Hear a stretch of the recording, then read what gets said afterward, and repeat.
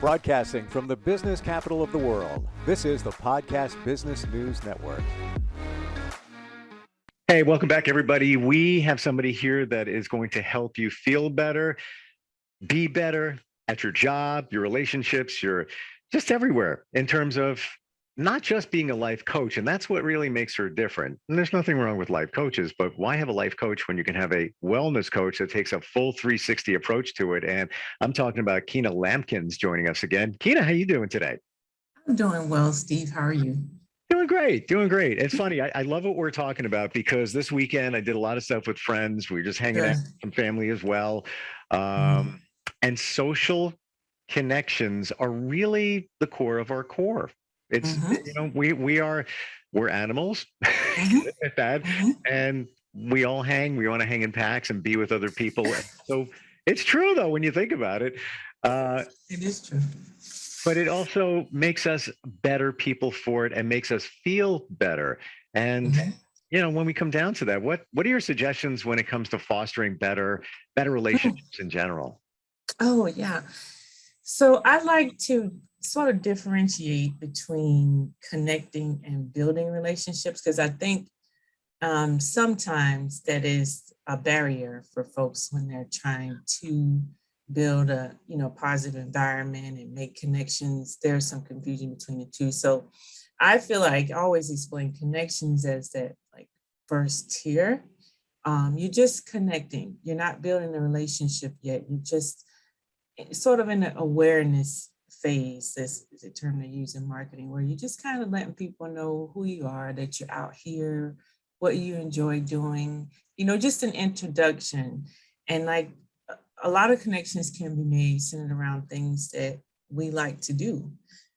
So that way you at least have that in common. So if you're, like to play instruments, then maybe you can join some meetups that are around, music, or learning to play an instrument in groups and different things of that nature. That way, the connections that you make, you can check off sort of at least one box. Okay, this is a connection I'm making, and it was, during us both doing something that we enjoy. So and then you can always get active in your community and then travel to different places, but you're just making connections. And then the second tier would be to build relationships. And then how you build relationships is you act on the connections that you made. You follow up, with the connections that you made. And when you get ready to meet with them, say you meet someone at a music meetup or your music class, guitar lesson, and you ask them for coffee later on, when you go to the meeting with them, you give them your full attention, right? And you're mindful during the meeting. You're asking questions, you're actively listening, and so that way that there's a good rapport built and trust starts to be established, and then you guys can deepen the relationship and hopefully go into a positive and lengthy relationship. But I think it's important to differentiate the two because I've seen some people fumble because let's say they're in that same music class, and their first tier conversation with people is, uh, what are you guys investing in? What investments do you have? Or, how many times have you been divorced? Well, that's not like a first tier conversation. That's something that you ask questions as you're getting to know someone. So that first level is just to get out there, get active in the community, determine what you like, because sometimes we don't know. We don't take the time to pause to figure out what we like to do, Hmm. what an ideal day looks like for us, and starting there will give you some framework to say, an ideal day looks like me walking on the beach. We have a beach here in my city, and different things. And okay, I like to walk on the beach. What's at the beach? Live music, different things. And then you can start making connections organically and hopefully follow up to build relationships. You know what I want to share as we were talking? I remember, and I didn't know we were going to talk about this today, so this is Mhm. completely unplanned, random. But I saved this stat that I just got today, and it just came out, and Mhm. kind of interesting when it comes to what we're talking about. So it says a recent study found that it takes an average of 219 hours to become best friends with someone. Oh, 219 wow. hours, 94 hours to become casual friends, 164 hours to become true friends. And it says that 219 hours to hit good or best friend territory, like we just said, 219 hours. Wow. Interesting, right? Yeah, that's awesome. I think that quantitative aspect is brilliant because it just lets you know that those types of relationships, especially best friends and meaningful ones, aren't overnight, Mhm. developed overnight. And that we shouldn't expect that, on the first meeting, on the first, connection with someone. It's Yeah. just the potential for that. Yeah.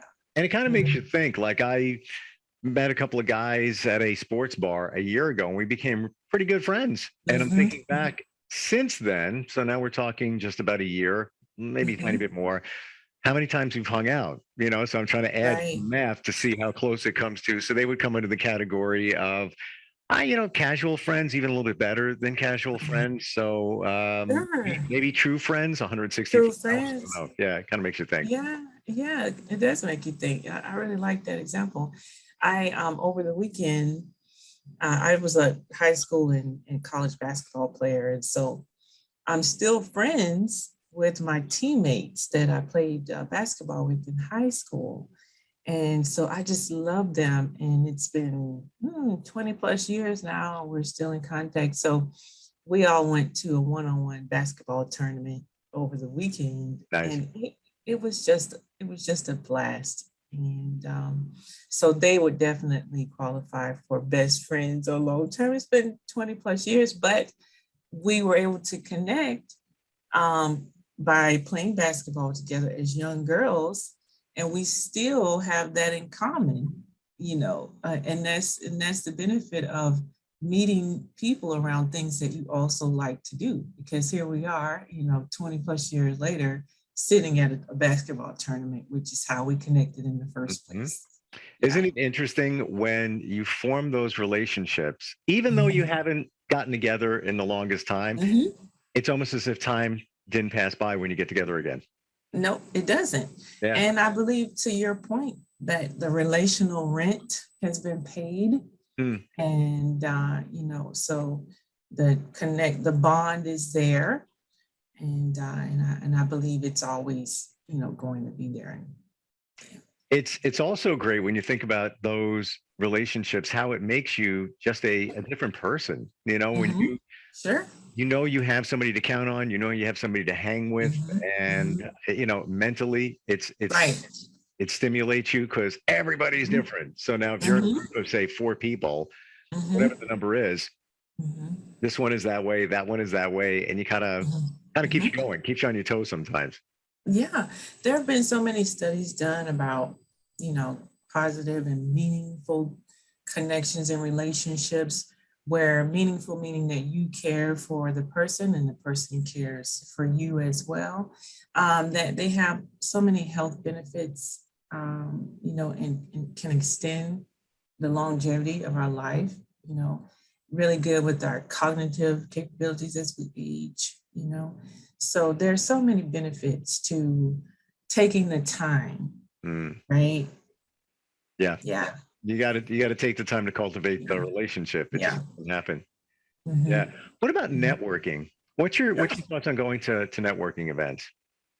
Networking is fun, and that's another way to connect, with people, and kind of have those. I guess they call elevator pitch conversations, surface conversations to see if there's anything in common and that you guys would like to explore, building a relationship. But I love networking events because typically that's another like-minded group of people because you Mhm. all are in some sort of business of some sort, and are wanting to share or wanting to serve one another, with what it is that you do. And so I think it's a great place to meet people. I've met some friends at networking events Same, same. for sure. Yeah. Yeah. And Mhm. you know what's important? The follow up. And I'm gonna admit I'm guilty of not doing this. I was at one on Thursday. It was a great event. Actually went to two. One of them was with a bunch of colleagues, so it was their event. I used to work with them, So that was all good. And I went to another one where I knew people, but then I met Right. two people. And I just remembered before in my jacket, I have a couple of cards that I wanted to follow up with people, Ah, and I haven't done it yet. So mhm. that's on my list today. I feel like, Yeah. you got to follow up soon after. And I totally forgot. Just been busy, a lot going on.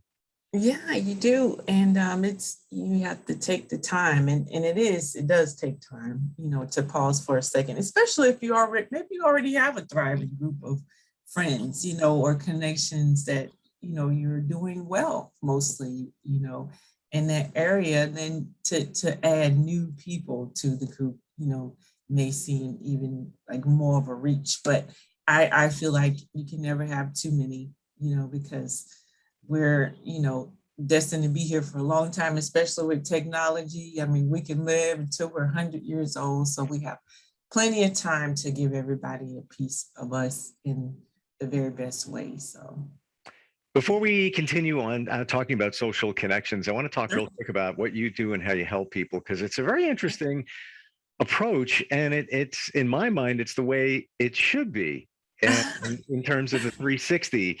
And it's, Yeah, a life coach is great, a diet coach is great, and right, coach exercise coach is great, but right. you kind of encompass all of it. And Yeah. I don't think anybody that does that. Yeah, I have like a heavy background and I mean athletics and exercise and nutrition and and sports and just over the years of me working in all those domains, I I learned that there's just so much more to wellness and well-being than just those things. And I could see the connection between, like we talked about last week, our sleep, you know, and what we're talking about today, social connectedness, which is, as I mentioned, the opposite of loneliness, So you can have, maybe you eat well, right? And maybe you get to sleep on time, but you just sit there at night every, evening with your tea, meal by yourself, no interaction. So I began to notice those things as I work with clients and I asked, those pivotal questions. And I felt like creating a program that was more holistic, in terms of fully meeting my clients' needs, is what I wanted to do. So I call it helping my clients flourish, helping them flourish. And how do I do that? Is I address all of the major domains of well-being, in my opinion, which are exercise, sleep, nutrition, social connectedness, and mindfulness. Yeah, when I look at the graphic behind you, it reminds Mhm. me of the wheel on a vehicle and the spokes. And if you don't have exactly what it is, and if you're missing a spoke, the wheel's Mhm. gonna it's gonna wobble. It's gonna fall. It's Right. gonna implode as you're trying to think of a Yeah. bicycle. Think of a Yeah. bicycle. You know, Sure. many spokes. So now we get Yeah. down to the five there, the five key ones. If one is Yeah. missing, you're going to have a problem. Right. The wheel's going to be lopsided. You're not going Yeah. to have a fully functional vehicle, Yeah. i.e., yourself. It's just not going Mhm. to work right. Right. Yeah, you got to take Yeah. all of it. So then there's no traction, right? There is no forward movement. Yeah, There's no momentum. sure. Yep, There's, absolutely. yeah, nothing dynamic. Your life is static. You're static. You're still, you're stuck. You're stuck. Yeah. Mhm. KeenaWellness.com. That's Keena wellness.com is Keena's website. How about meeting somebody new? You want to go somewhere, Yeah. you know, Some practical things there. sometimes it's uncomfortable walking into a Mhm. room, Sure. and it's funny. I just had this conversation with somebody yesterday, and Mhm. we're about, I don't know, maybe hour and 10-minute train ride from New York City. And a friend of Mhm. mine was saying, "Yeah, I went into the city last week, and I just went to this group that I saw online. I figured I'd meet them." And I'm like, Mhm. "You did?" And she goes, "Yeah, I just did. I just went." I'm like, "Wow, good for you."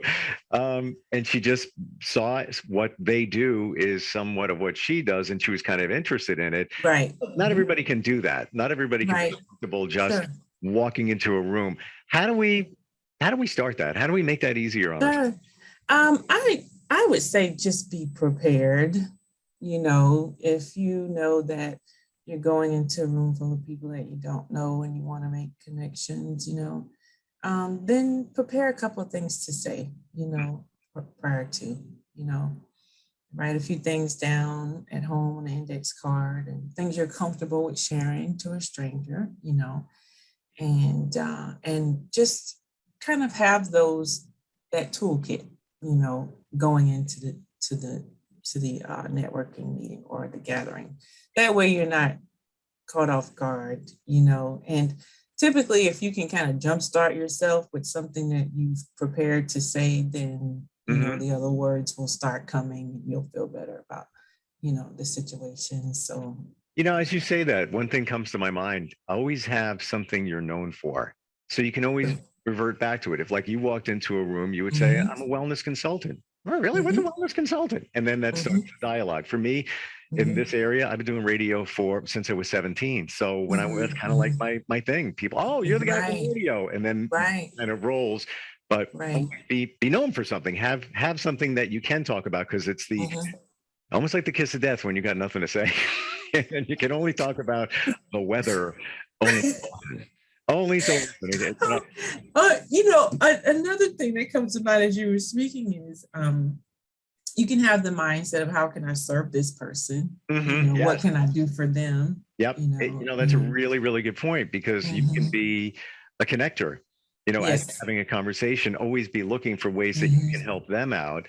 It's the same thing when you do a social post. I usually will never post anything unless it's something that I feel that somebody can get something from, relate. And it should be the same way when you're walking into a group of people. You're not going to know what it is, but if you're looking to help them, right, like pop that into your head, right. I might walk into a room and we start talking, and we just talked about bikes before. You may say, I'm an avid bike rider, but I had a flat tire. I can't find the rim for this bike. And I could say, oh, well, my friend Anthony, he rides bikes and he goes to the shop and he's actually part owner in the shop. And then there's a connection is made there. There's a connection made right there. Yes. And I was thinking that, part of it is the belief. We have to buy into or believe that we are social creatures. As you said in the start of the call, like even animals like to hang out in packs. Okay. It's like, but you have to believe that you're a social creature first, and once you believe that, then you can start developing, the skill to be able to talk to people, make connections, and go out of your comfort zone, a little at a time, and in a way that is authentic for you, you know. Like you were saying, you've been in radio for 17 years, so it's going to be very authentic. Actually, since I was 17. Oh, since you were 17. You want to go with 17 years? I'll go with that too. I started when I was 17, and it's only been 17 years. I'll go with 30. Okay, got you. 39. Maybe a little bit younger. But whatever works. But you nailed something, Keena, that's really important. Be authentic. You can't put on a show.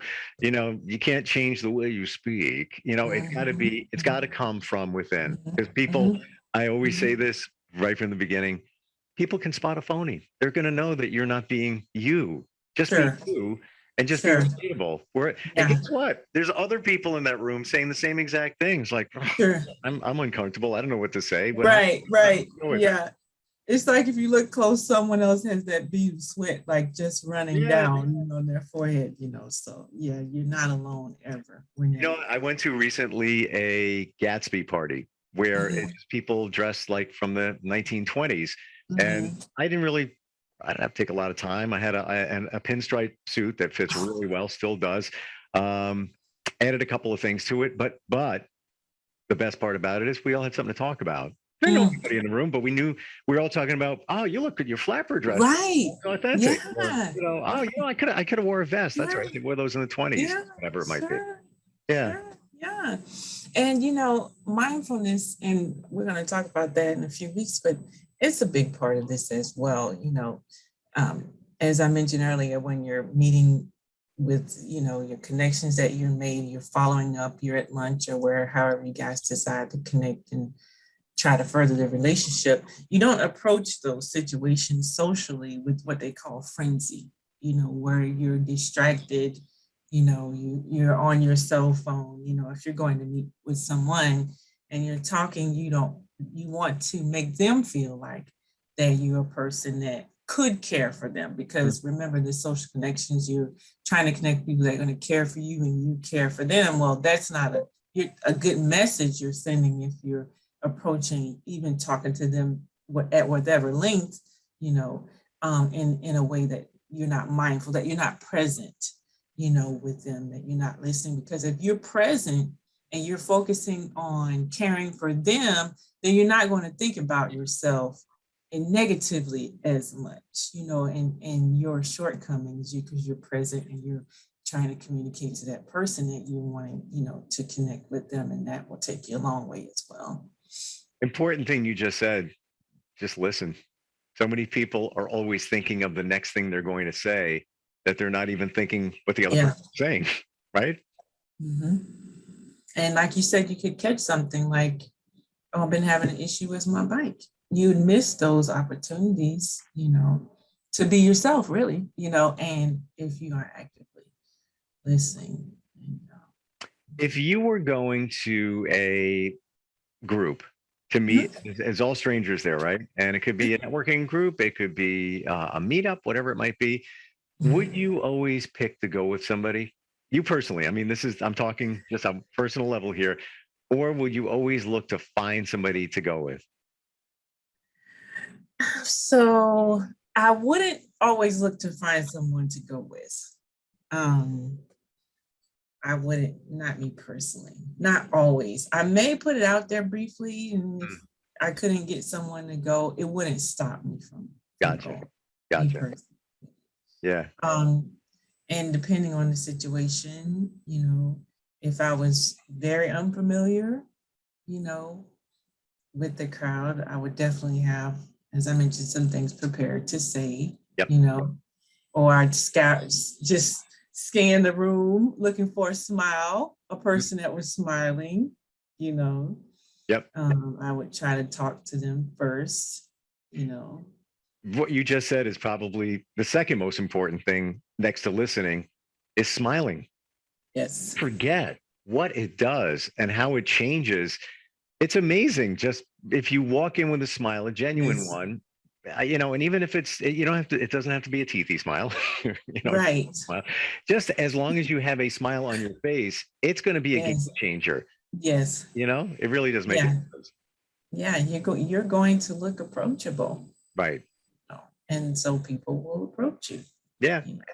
And like you were saying with the gas fee. So what if someone went, but they were just like, well, I'm not going to dress up and, do this. I'm just going to go. This is silly. Well, that's not approachable. You didn't even do it. You didn't even come in character. We want to enjoy ourselves and dress up like, do this thing. What's the 50s? And you're making yourself the odd man out. Like nobody's going to want to approach you, kind of deal. And there were people there like that. And I hate to say they were kind of outcasts, but it just, it wasn't, and we all talk to everybody, it's not like you're going to alienate one. You didn't dress up. Right. Go away. I'm not talking to you. Sure. But now you have one less thing that you can relate to. Yes. It was even one guy that came dressed and changed his clothes into just regular clothes and came back. And I'm thinking, why? Unless you were hot or somebody spilled a drink on you. I think he just changed, but why? I know. Yeah. We have enough barriers between us already. Yes. You're right. That we're working to overcome and get to connect with one another. Don't make it harder on yourself. Do you think it's harder now and I try to think back, let's say 15 years ago, 20, whatever it might be, to walk into a room and feel comfortable. Was it easier then? I'm trying to think back, or is it the same? That's a good question. I feel like it was easier then to me. I want to say the same thing. Yeah, because now I guess people are more worried about offending somebody else. True. So you're more guarded in Mhm. talking and what you're going to do. Not that you're going to say anything Yeah. that's, Right, offensive, right. or whatever it is, but it's one more layer of Mhm. protection where you could just be even more of yourself. And, if Right. you say a little something, it's like, I don't know, maybe you shouldn't say that. Oh, okay, no problem. You're right. Now it's Right. like the room would stop and people look at you like, whoa. Yeah. Yeah. I think it was, Right. now that I'm thinking about that. Yeah. And it's Yeah. a shame. It is that way, but we can't offend people either. Not that you ever be looking to do that. What I Right. do is goals. When you're going to meet somebody, no matter what it is, True. it could be a singles group, it could be a networking group, Yeah. whatever it is. You should have in your mind what your goal is. Like, why, Mhm. what do you want to get out of it? Why are you meeting Mhm. somebody? Or why? Yeah. Why? Yeah. Why am I here? That's good. Yeah. No. And it's so funny. I was thinking, I love the 80s. I mean, I was a young girl, but when I looked back at some of the videos, it's like, man, they had it right. I mean, the hairdos, the dance moves, Yeah. the togetherness, the 70s and the 80s. And I can't believe you said that, because I'm moving in a few weeks, and packing, and I came across some pictures, and I'm like, man, it was a lot easier then. And I hate to sound that way, like you say to your kids, when I was younger, it used to be like this. But I'm looking at these pictures, and it's like I can't imagine that now. yeah, But you know I what? know. Maybe it's because of social media, because Yeah. where do you see pictures now? You post them. So a lot of Mhm. times you're either Mhm. looking a certain way, or you Mhm. want it to look a certain way. Where when I was looking at those pictures from the 80s, just hanging out, these are people I didn't even know. I'll be honest with you. Some of them was like, I know I didn't know those people. It was just part of a group hanging out, whatever. Yeah. It was so cool. It was just It like, was cool. yeah, yeah, Yeah. Yeah. No, we were okay with our flaws then. yeah. Now it's more of, what's this going to look like online? Wait, take another one. Mhm. No, wait, take another one. Oh, try it this way, take another one. You didn't do that back then. Even in the 90s, you didn't do that back then. Yeah. Yeah. We were okay with our Yeah. flaws. So got a minute left here. You Okay. working with somebody, Yes. they connect with you, and Yes. with everything that you do, how do you walk them through it? How does it all begin? Yes. So I call them growth spaces, wellness growth spaces. I like that term a lot, over focus groups or small, because it's an area that my clients set aside time for themselves to grow in all of the domains that we're talking about, and in wellness, to optimize their well-being. So I didn't want to put a limit on the amount of growth that could happen, by calling it a focus group. I wanted to keep it open. So the sessions are group, but we're grouped together because of the connectedness, right? So we can connect on that level. And then they run about an hour to an hour and 20 minutes, depending on if all hearts and minds are clear. I don't like to interrupt my clients or rush them. But we start with just a mindfulness activity where we kind of assess, where are you right now? Where are you now? Just to make sure that they can approach the session mindfully. And so, we kind of address all those things. And then we start with the topic, the domain that we're working on for that week. We do some meditation again to help the clients get mindful. And we just have discussions, we do assessments, and then at the end of each session, we set a goal, a growth goal. Yeah.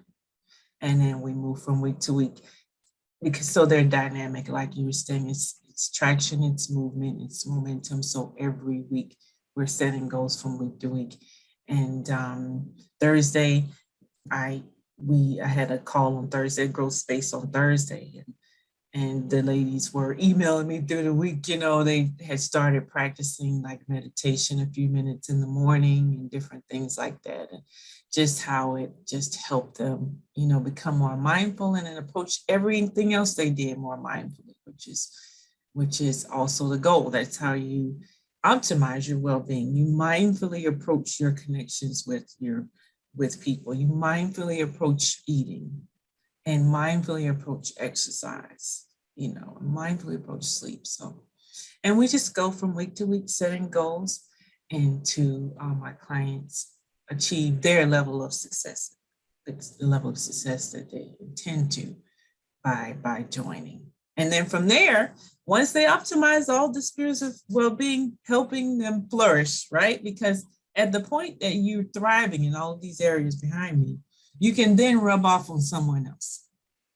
So it's really about getting them to the point where they can rub off on someone else, where they can serve and try to think about a higher purpose, for themselves. But that's difficult to do if you can't even figure out what to eat and when to and you don't feel confident, your self-belief and efficacy is worn down because you're just tired of trying to work through these things and figure them out on your own, The best part is you could hire a coach, yes, a trainer, personal trainer. You could hire a dietitian. You could hire all those people. You get it all in one right here, Keena. Yes. Your wellness consultant. Yeah, check out the website and get together, at least have a conversation and start on another path. KeenaWellness.com, KENNA wellness.com. Always great talking with you. Thank you so much, Steve. It was a pleasure. You too. I got somebody who can fix your bike, by the way. Oh, yeah.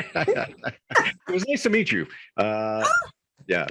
All right. We'll catch up next time. Thanks again. Okay. See ya. Are you looking for even more of the podcasts and hosts that you love? The Podcast Business News Network is proud to announce that you can now listen live on the MyTuner Radio and online Radio Box apps for iOS, Android, and the Amazon App Store. Or check us out online. Search for Business News Network on mytuner-radio.com or search Podcast Business News Network on onlineradiobox.com/US so you don't miss a minute of the action.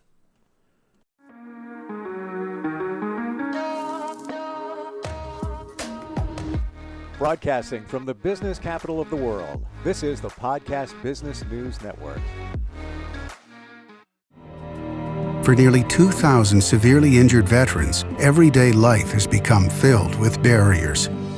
Day-to-day simple tasks can become pretty daunting. I have to carry my chair up 2 flights of steps or have somebody do it for me. What scares me the most is just the falling. When I'm struggling with my house, I think, to have that one great barrier just knocked down, it's crucial. Home for Our Troops is a wonderful nonprofit that builds a mortgage-free, fully adaptive, handicap-accessible house. And there's no catch. It'll be our very first home that we've ever owned. This is a game changer. This is where your life begins again. We need you to join us in completing this important mission. Please visit hfotusa.org and help build homes and rebuild lives. Because of you, everything's going to be okay.